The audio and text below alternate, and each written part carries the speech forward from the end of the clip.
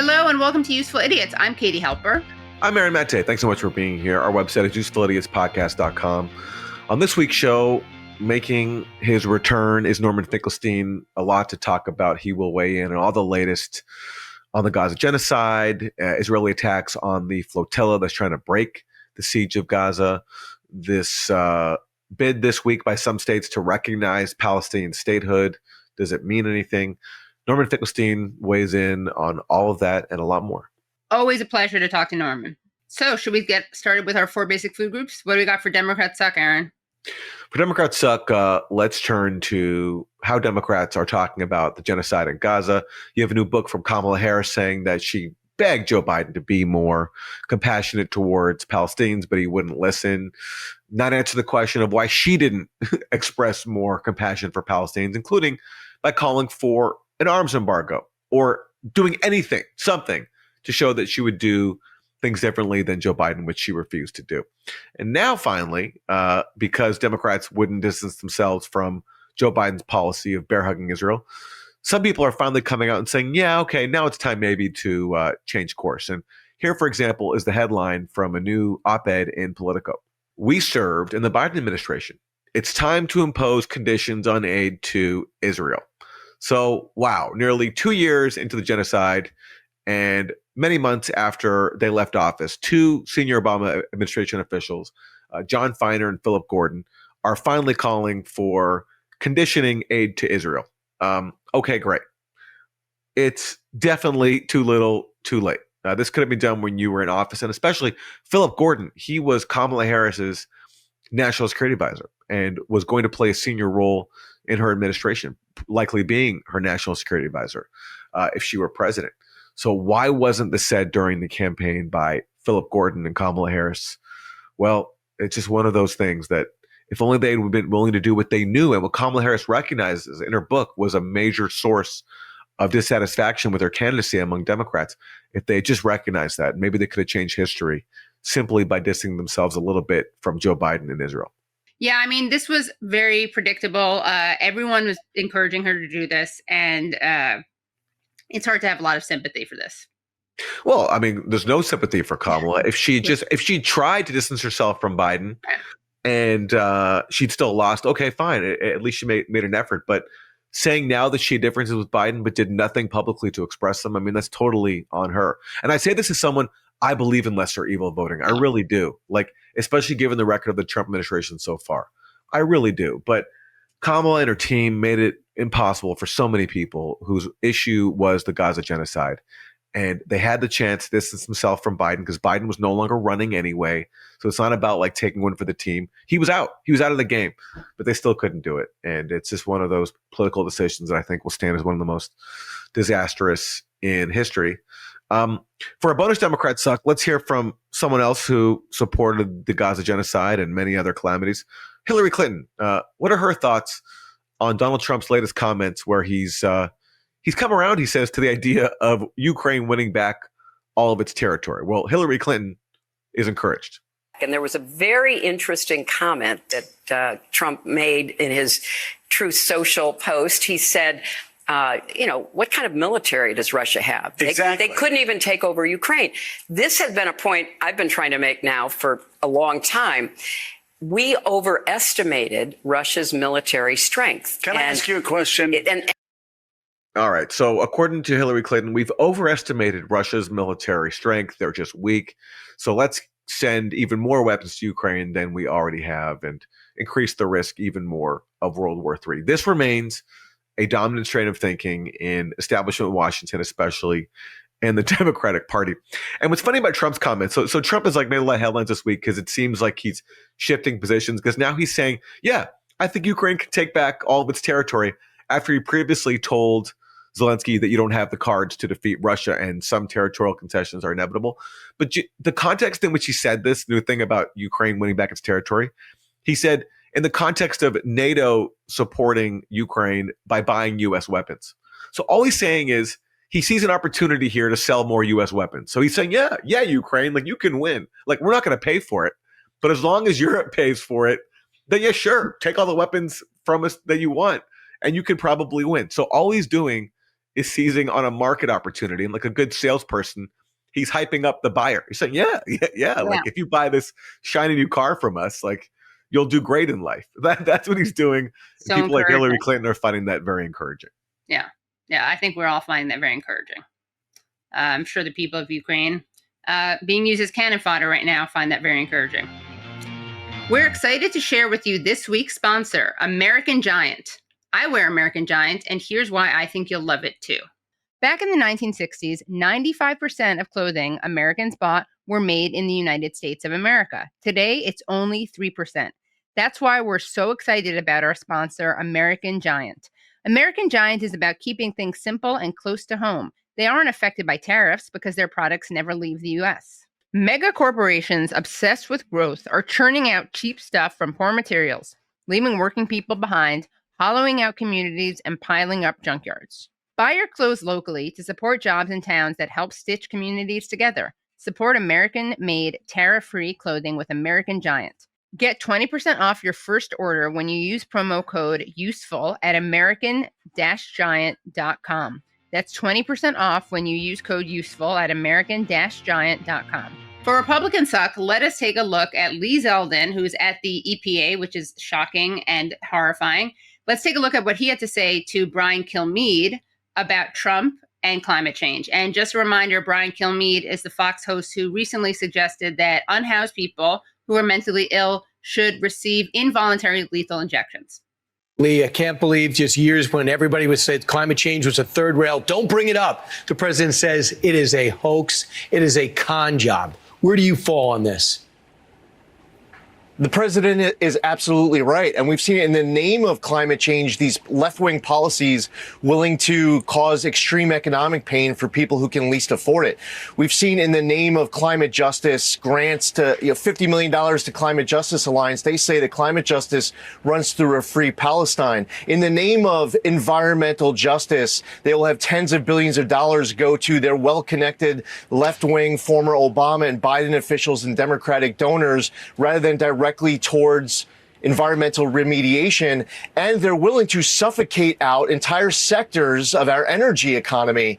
And that caused a loss of jobs, higher energy costs. So President Trump is absolutely right. It's something that, with eyes wide open, the Trump mandate is being implemented all year long at the Trump EPA and across the Trump administration. And the rest of the world is taking notice because they're having some of the same problems in their own country. All right. So first of all, I love what a leading question that was. What say ye about Trump and about climate change being a hoax? Quite the setup.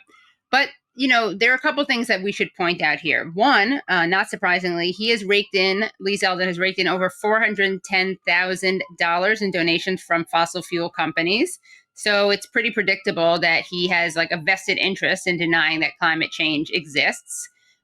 Also, his recent voting score from the League of Conservation Voters was 5%, pretty pathetic. That was in 2022, at least.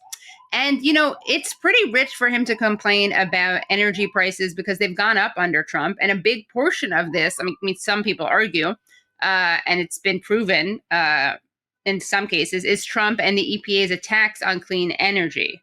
And, we're very critical of Biden, and he certainly did not do enough on climate change, but he did increase solar subsidies, which allowed people to install solar panels, which obviously lets people generate their own electricity and save money. So overall, this guy sucks. He's a Republican. And one more reminder is that the One Big Beautiful Bill cut $7 billion in solar energy.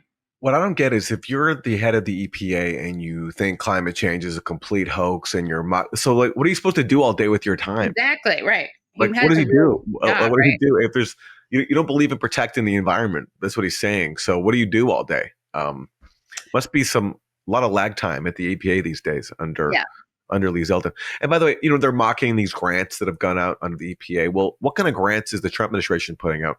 They recently announced that the National Endowment for the Humanities is going to give the largest grant in its history, $10.4 million to something called the Tikva Fund, which includes people like ultimate neocon Elliot Abrams, and to combat you guessed it, anti-Semitism.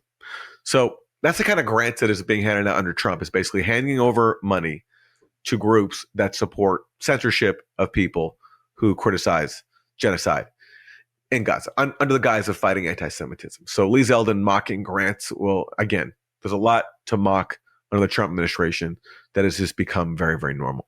You're right. It must be a really fun, like it must be like a pleasure cruise for him, right? He can just sit back, relax. I mean, the only thing, Aaron, he does have to spend time on is canceling funding. I guess that's the only labor-intensive thing. And the EPA has canceled $29 billion worth of funding for climate and environmental grants because, of course, as you said, he doesn't believe in it. All right. Well, speaking of people who are not good at their job, let's turn to Chuck Schumer, the Democratic Senate minority leader. Here he is in a recent interview with Morning Joe. Do Republican leaders on the Hill want that meeting to take place, though? That's a good Chuck. There's some reports that right now they don't.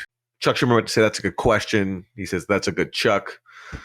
I like to make fun of Chuck Schumer, not because he misspoke, which we all do, but because simply he's just so uncharismatic. And this guy is supposed to be the leader of the opposition party, or one of the leaders of the opposition party against Trump. And he continues to just not impress me personally with his charisma. And they really got to think about, at this point, after he's been in the game for a very long time, giving a shot to somebody else.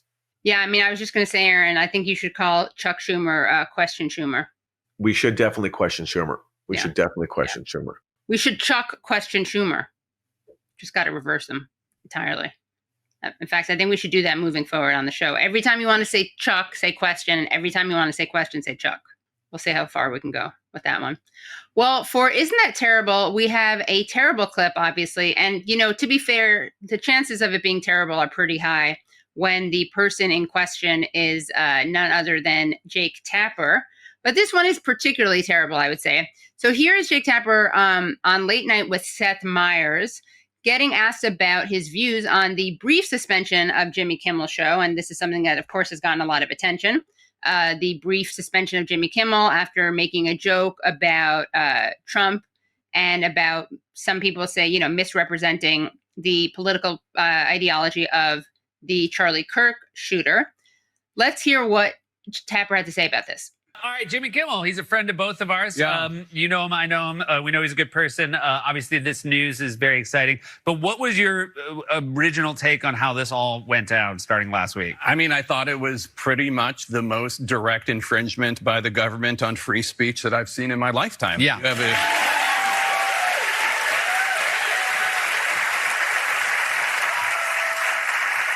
Networks are allowed to cancel shows. It happens all the time. But this was the FCC chairman saying, local affiliates, it's time for you to say you're not going to air Kimmel anymore. And then Nexstar, which the largest owner of local affiliates, needs approval from Brendan Carr himself to let this merger go through.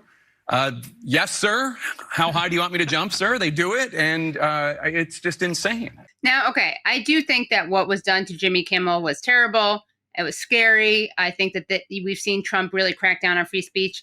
But for Jake Tapper to say that this was pretty much the most direct infringement by the government on free speech that I've seen in my lifetime, did he not see what was done to Rumeysa Öztürk? And did he not see the abduction of Mahmoud Khalil? I mean, both of these things were documented on video and extremely scary. Not to mention, of course, the fact that 38 states have anti-BDS legislation in effect. Now, to be fair, I'm sure that Jake Tapper doesn't care about that and doesn't know about that. He may not even know what BDS stands for, but it's pretty disgusting to watch him freak out about something like Kimmel's cancellation and not freak out about something like the abduction and arrest and attempted deportation and successful deportation of people over their speech on Palestine.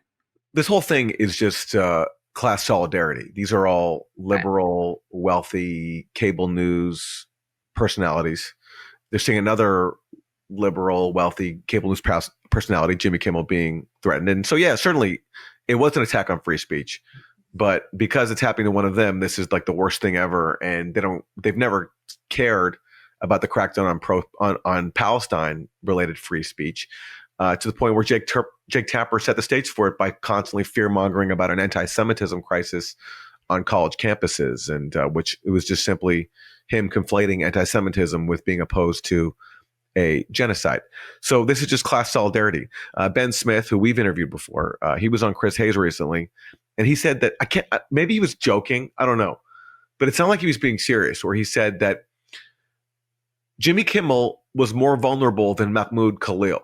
I think that's right. And I also think, I think actually what you saw with Mahmoud Khalil is that in some ways he is less vulnerable than Jimmy Kimmel. The people who are most vulnerable are the employees of big, consolidated mega corporations. Right, yeah. Although he's about to get deported. Who are very exposed to regulatory action. So there you go. It's just like pure class solidarity on the part of all these folks. Yes, Jimmy Kimmel's free speech was infringed upon. It's ominous that an FCC chairman can just declare that someone should be taken off of the air, and then that's what happens. But it pales in comparison to what's happening to people who are exercising their rights to free speech about Palestine. Yes, I mean, the one thing I would add to that, and you basically said this, Aaron, is it's both class solidarity and ideological solidarity, right? Because as you mentioned, they participate in the manufacturing of hysteria on anti-Semitism. So this is really a 1-2 punch for people like Tapper. It's both something that when it comes to speech on Gaza, it's something he doesn't really care about.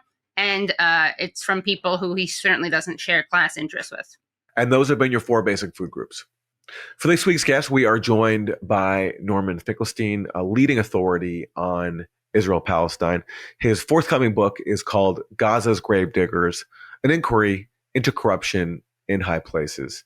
We've heard from Norman throughout the Gaza genocide, and we wanted to bring him back at this point where Israel's assault on Gaza City is intensifying. Israel's attacks on the flotilla, trying to break the blockade, they're intensifying as well. Some international actors are taking action. There have been huge protests in Italy. Spain has taken some actions in solidarity with the Gaza flotilla. There's been a token recognition of Palestinian statehood by some states. Will any of this make a difference? Well, here's Norman Finkelstein on all that and a lot more.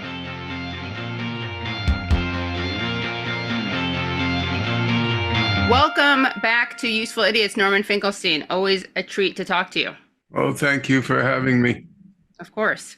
So right now, as we speak, 44 boats are sailing towards Gaza, trying to break this illegal siege and trying to bring in things like baby formula. They're part of the global Samud flotilla. And they're also experiencing threats from Israel. There have been multiple attacks with unknown chemicals and drones and other tactics, including blasting Abba. That was on Tuesday night. What are your views on the global Samud flotilla and this effort? In my case, I obviously think of it in terms of what's preceded it. And when I say what's preceded, I mean the flotillas in the past. There were many flotillas to Gaza. The best known of them was the Mavi Marmara, or the flagship was the Mavi Marmara. And you might think this is just going down memory lane, but it's not, because it tells you how old, how far back this conflict stretches. And it tells you the efforts that were made in the past. And those efforts were crushed. And that's what, in my opinion, culminated in October 7th, almost 2 years ago now. Israel had imposed this brutal blockade on Gaza beginning in 2006, January 2006. It was then escalated in 2007. And that was the period in the blockade where Israel was calculating the number of calories each Gazan took in, the caloric intake of each Gazan, and they pegged the entry of food into Gaza on the basis of feeding the people of Gaza at what was called a humanitarian minimum, or what you might call a starvation plus diet. And they had constructed this huge list of items that were prohibited from entering Gaza.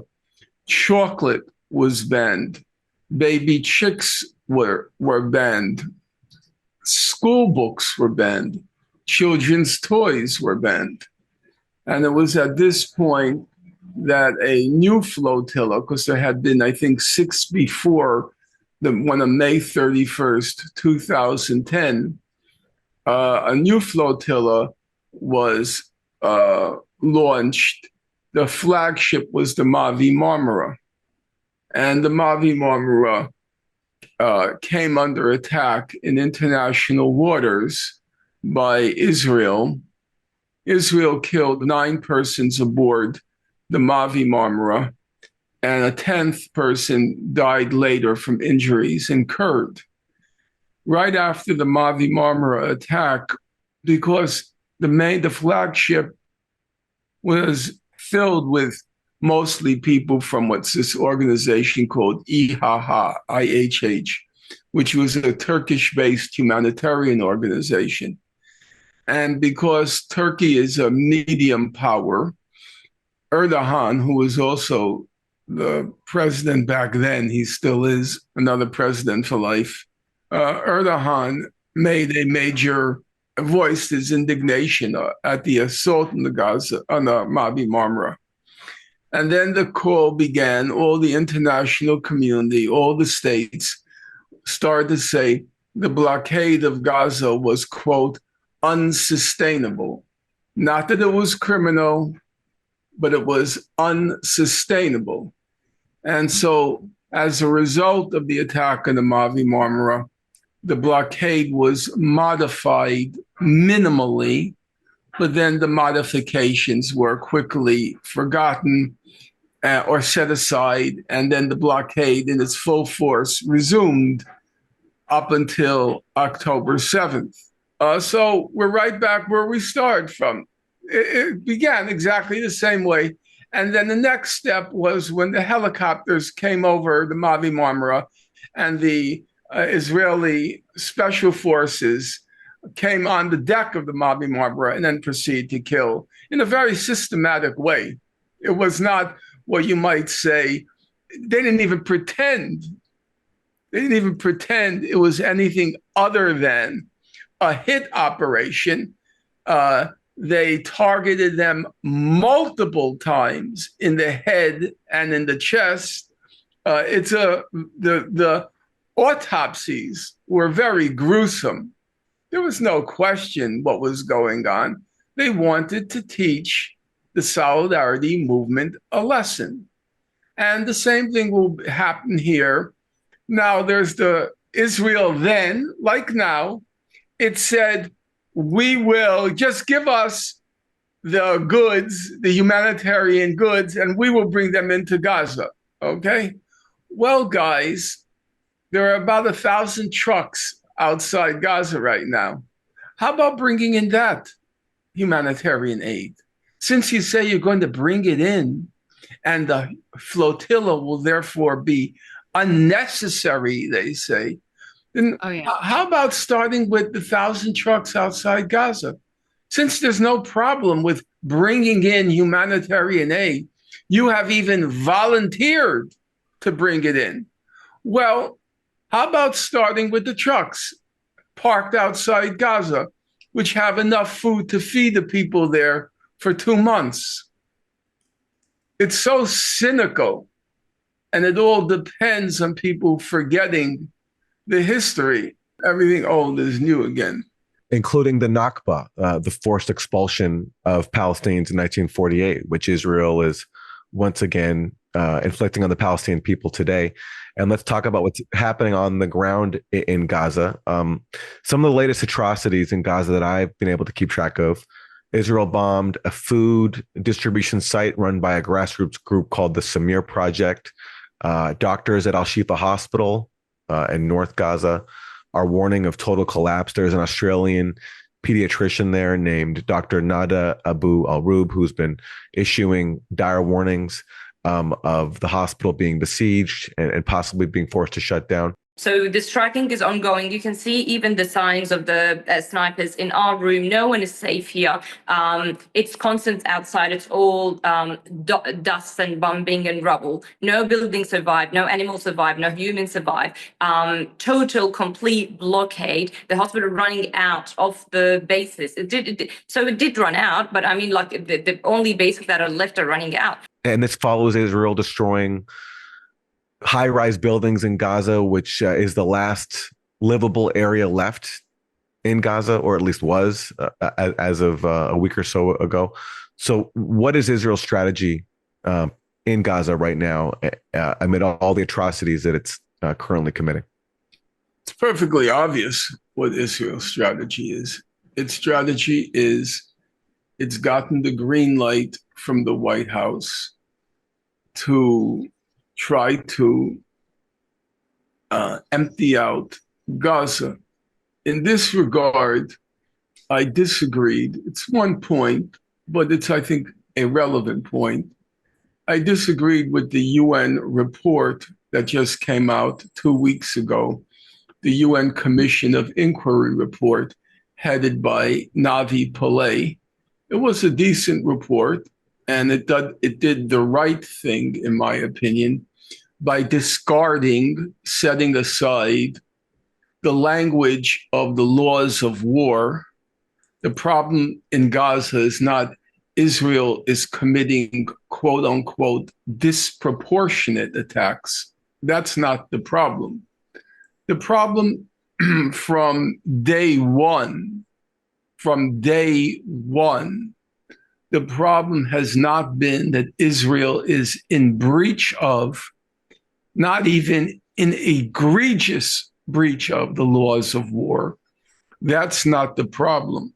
The problem is Israel is acting out the logic of genocide. And that's very different, because ultimately, if you use the framework, or to use the fancy word, the paradigm of the laws of war, what's tacit in using that framework is that Israel ultimately wants to achieve a military victory. Otherwise, why talk about laws of war? Laws of war are designed such that you want to make the suffering of the civilian population less by targeting just military sites, either combatants or military infrastructure or military hardware. That's the laws of war. The laws of war basically go back to the St. Petersburg Declaration of 1857. And the purpose is, they say in the laws of war, is to lessen the suffering attendant on war. So when you use the laws of war framework, the assumption is you are carrying out a war, that's true, but you're targeting the military. You want to achieve a military victory, and you want to minimize as much as is possible the suffering of civilians. That's not what happened in Gaza from day one. You know what's the most striking thing for me when I read the new UN report? What was most striking is, if you go back, and it's worth it if you can do it for this program, if you go back and look at the original statements made by Israeli leaders, we're going to reduce Gaza to rubble. That's what they say. We're going to destroy everything in Gaza. There is no distinction between civilians and combatants in Gaza. Now, you will recall, I'm sure, that Israel's apologists at the time, when they had to explain those statements, its apologists said, well, they were said in the heat of the moment. The Israelis were traumatized, they were shocked, they were indignant. And the point being to try to extenuate those statements by saying, that's not what they really meant. That's not what they really intended. Well, guess what? They precisely, even eerily prefigured exactly what happened in the next 2 years. They reduced Gaza to rubble, and they targeted the civilian population on the assumption there are no civilians in Gaza. So what's, I think, good about this new report, like the amnesty report that came out, now it's already a year ago, is that it dropped any pretense there's any war going on. If you take, for example, somebody like Piers Morgan, for the first, you could say, the first year, his coverage was premised on the idea that Israel had, quote unquote, as you all know, the right of self-defense. Beginning the second year, he realized this was not really a defensible position, a credible position. So he switched his language to Israel has the right to self-defense. However, the attack now is disproportionate. That's the word he started to use. The attack now is, after a year, it's become disproportionate. But what does disproportionate mean? What does it mean as a legal term? A proportionate attack is when you kill a certain number of civilians. However, that is considered a proportionate number of civilians killed in order to achieve a military goal. So disproportionate is when you kill too many civilians in order to achieve a military goal. But that whole language presumes you have a military goal. There is no military goal in Gaza to speak of. If you take, for example, the period from March 18th of this year, when the ceasefire ended, when Israel terminated the ceasefire, until the end of August, do you know how many Gazans have been killed in that period? How many Gazans, you know? No. The estimate is 12,000. Do you know how many Israeli soldiers were killed in that period? 50. Right. The ratio is 1 to 240. Does 1 to 240 sound to you like a war? Does that sound like a war? Or does that sound like an extermination? Those were the kinds of figures that you came across during the European conquest of Africa. There were many famous massacres committed in that period.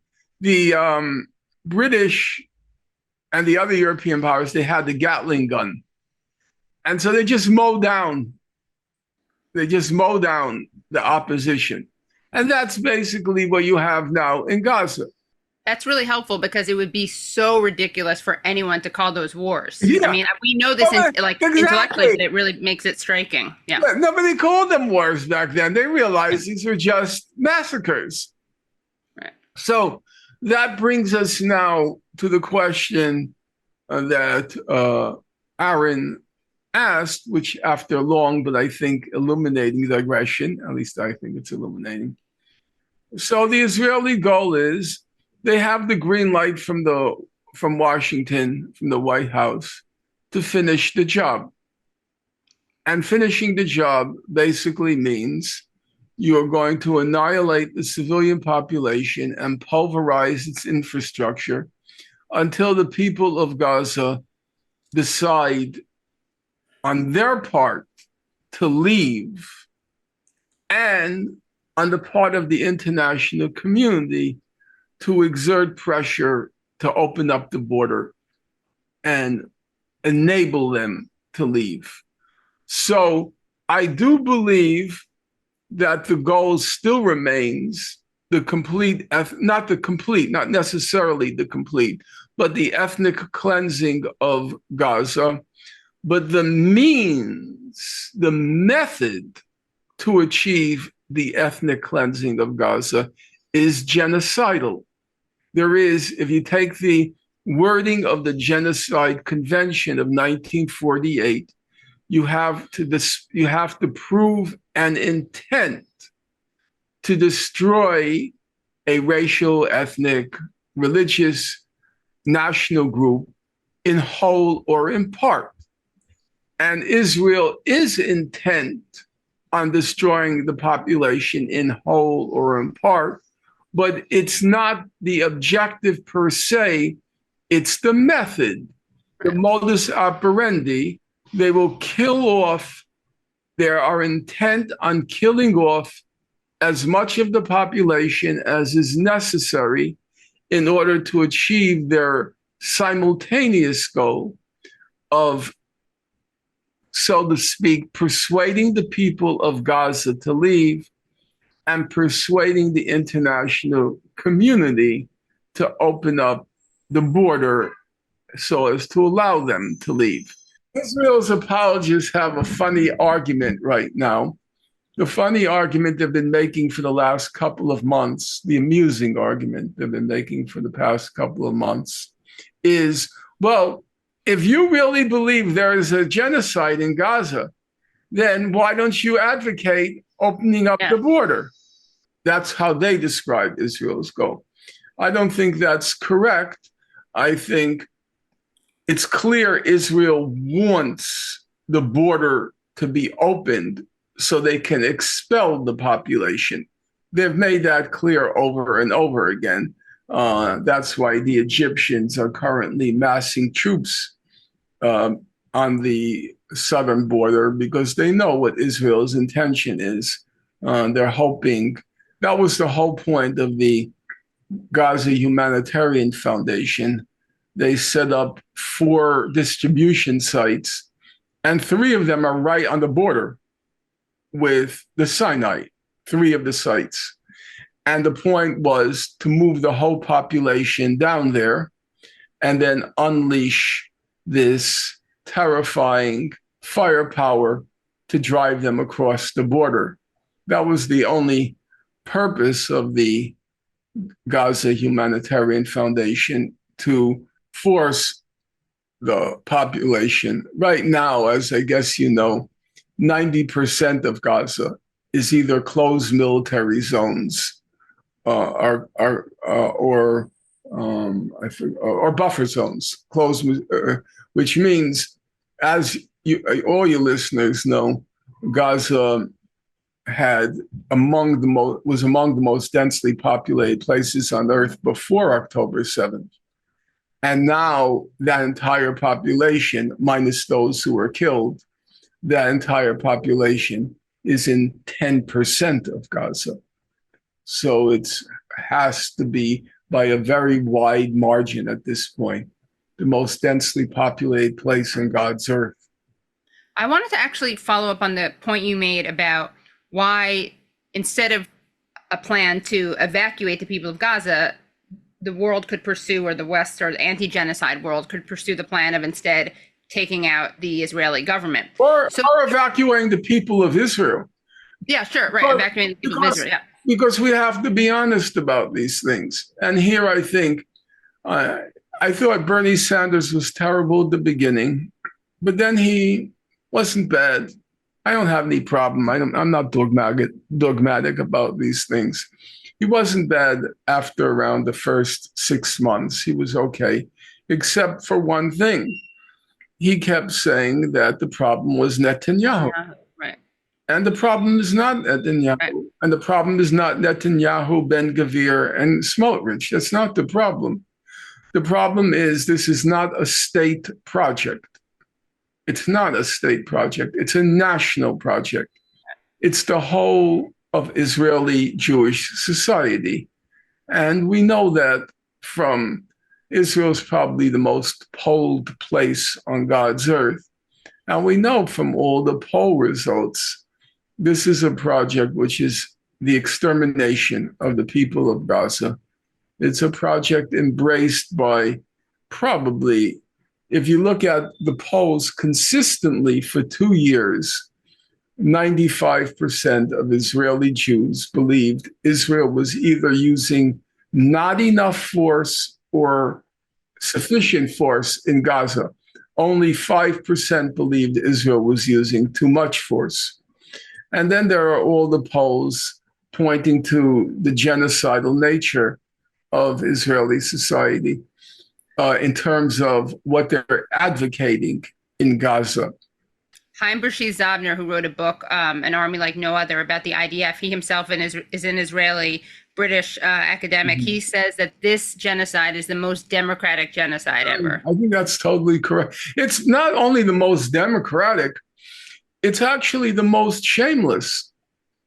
Now, obviously, there are points of similarity, points of difference between this genocide and preceding ones. If you take the case of the Nazi genocide, there's no way that the Nazi genocide could have been carried out were it not for a war. You couldn't have done that in peacetime, what the Nazis did during World War II, the Nazi Holocaust. It required the quote unquote fog of war to carry it out. It was done behind walls. As a matter of fact, as the Nazi army retreated at the end, as the Allies advanced, one of the main acts in the retreat was they blew up all the extermination centers because that they knew was not going to look good. And so there is no physical evidence of the extermination centers. Like at places like Auschwitz, they rebuilt the extermination center, but there is no physical evidence. The Nazis, as they were retreating, blew it up. Israel broadcasts it. They're very flagrant about it. They post it on the social media. They're very proud of it. There's no shame. So it's not only the most public genocide, it's also the most shameless genocide. There's no shame at all among the Israelis about what they're doing. There isn't even a cognizance that you're supposed to feel ashamed of what you're doing. There was in 1943, the SS leader, Heinrich Himmler, he gave a famous speech at Posen, Posen, or it's also spelled Pozen, so Posen. He gave a famous speech, and it's kind of it would be comical if it weren't true. He's engaged in this long bout of self-pity. Oh, poor us, poor Germans. We have been bequeathed by history with this horrible task of having to exterminate the Jews. Poor us. The Israelis, at least he understood that at some level what they were doing was criminal. He understood that, like, poor us, that we have to do this horrible deed. The Israelis have no cognizance that what they're doing is horrible.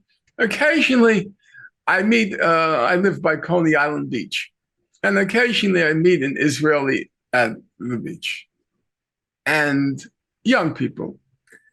And the moment I say, "Where are you from?" and it says, "Israel," I said, "Sorry, not talking to you." And I start to walk away, and they go, "What are you talking about? Israel's the greatest country in the world. Israel's the most fantastic country." And you know what? This is not a case of Lady Macbeth. Methinks he doth protest too much. I think they really believe it. I think they really believe it. Norman, I wanted to return to the point you made about the evacuation plans and how people argue, well, if this is a genocide, why aren't you supporting the evacuation of the Palestinians? And by the way, that's a real, I know, it's a real argument, I've heard. It's a real moral dilemma. Oh, right, yeah. Yeah, because people... I've been asked that question many times. Right. And my opinion is, I'm going to monitor what the humanitarian organizations say that are on the ground there. If the World Food Program, if UNRWA, the head of UNRWA, Philippe Lazzarini, if the UNESCO, UNICEF, there are 10,000 Doctors Without Borders, there are 10,000 humanitarian organizations, if they put out a statement saying, okay, it's hopeless, open up the border, and we're now supporting it, then I'll go along. There will be no equivocation on my part. But they're not saying that. Now, you understand, Katie, anything that you and I can figure out, they can figure out. They have to be acutely aware every minute of every day of that moral dilemma, whether to give the Israelis what they want and just clear out Gaza. And up until this point, they have not given that. They have not made the statement to leave. And I'm not going to be so presumptuous as to pretend that I'm on morally higher ground than them and say, now I'm backing the opening up of the border. It doesn't make it's not genocide, right? I think what's relevant here is that Israel's apologists say, if you believe it's right, okay, yeah, we don't believe it is. Right, okay, right, you believe it is, then. Yeah. But of course, it's all tongue in cheek because, of course, they know it's genocide. Yeah. And another thing they do is they say, well, obviously, this isn't genocide as bad as what the Nazis did because the Nazis wanted to exterminate per se. That was the goal. And you referred to this earlier in our discussion, right? The difference between having extermination be a means to an end versus an end to itself. But how different of how important of a difference is that? I mean, is the takeaway of never again exactly as badly as the Nazis? I think it's completely ridiculous. You know, for all anyone knows, one of Hitler's motives was to appropriate Jewish wealth. Mm. For all anyone knows, Hitler really believed that Jews were dominating Germany, and he wanted to free Germans from Jewish domination. He didn't really want to kill them. You see, for all I know, that's true. I have no idea. So does that make, were it proven that Hitler's real goal, for example, was to appropriate Jewish wealth? Right. That was his real end. And the way he wanted to achieve it, the means, was genocide. Would that make it any less a genocide? Take the case of Native Americans. Let's say the Euro Americans, okay? They didn't want to kill the Native Americans. They wanted the land. They wanted the resources.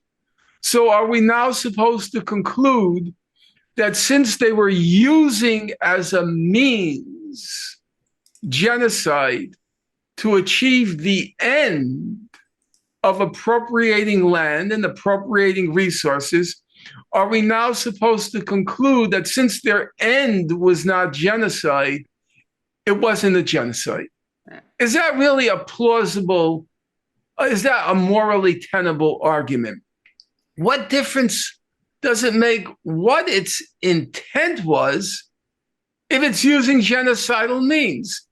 Is its intent, was the intent of the Americans, the Euro-Americans, was their intent to destroy in part or in whole the native population?